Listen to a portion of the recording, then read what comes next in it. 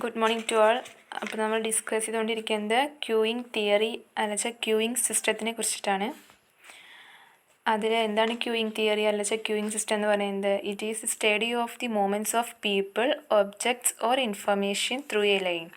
അല്ലെങ്കിൽ it is study of people, object or information in a line എന്ന് പറയാം. അതിൽ നമ്മൾ പറയുന്നത് ഓപ്പറേറ്റിംഗ് ക്യാരക്ടറിസ്റ്റിക്സ് ഓഫ് ക്യൂയിങ് സിസ്റ്റമാണ്. അതിൽ കുറച്ച് പോയിൻറ്റ്സ് ആണുള്ളത്. First point, average time each customer spends in the queue. Average time customer ക്യൂവിൽ സ്പെൻഡ് ചെയ്യുന്ന time. Average length of the queue, average length. Third one, average time each customer spend in the system. Next, average number of customers in the system. Fifth one, probability that the service facility will be idle. Sixth one, utilization factor for the system.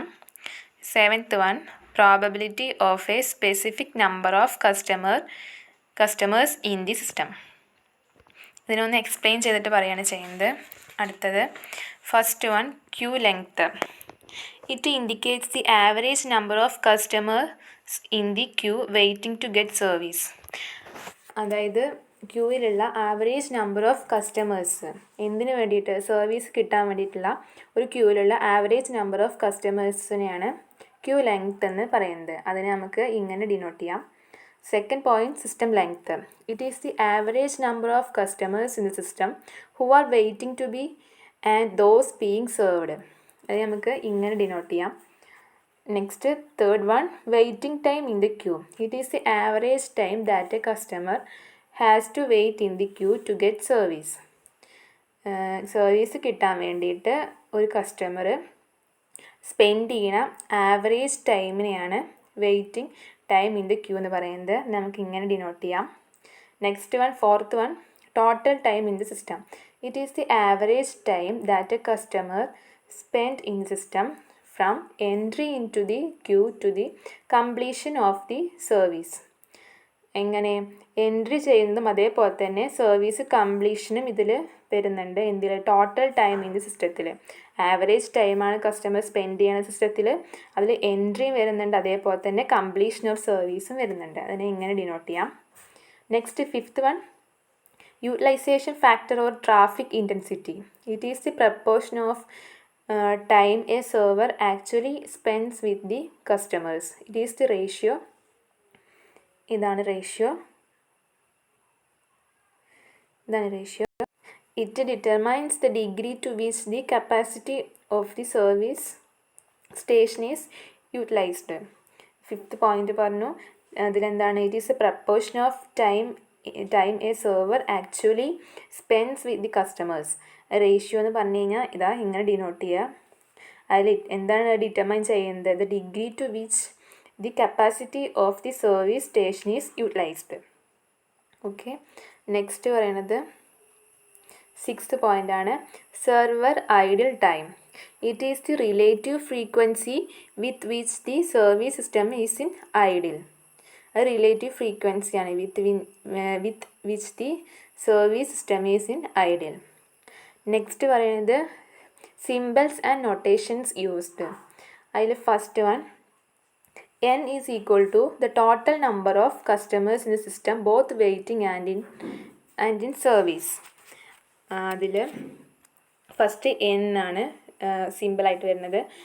n is equal to എന്ന് പറഞ്ഞാൽ എന്താണ്? Total number of customers in the system ആണ്. എന്തിന്? Both waiting and in service. Next പറയണത് ഇതാണ്. അത് പറഞ്ഞാൽ mean arrival rate of customers or the average number of customers arriving per unit of time. അതെന്തൊക്കെയാണ് വരുന്നത്?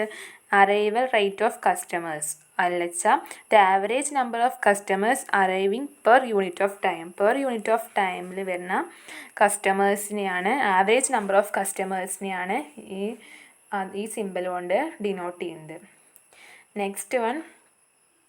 നെക്സ്റ്റ് ഇതാണ് LS.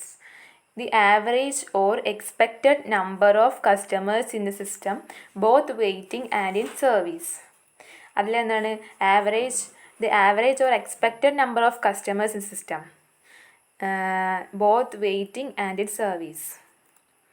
Both waiting and in service. Next പറയണത് LQ ആണ്. Average or expected number of customers waiting in the queue. അതിൽ average or expected number of customers waiting in the queue ആണ്.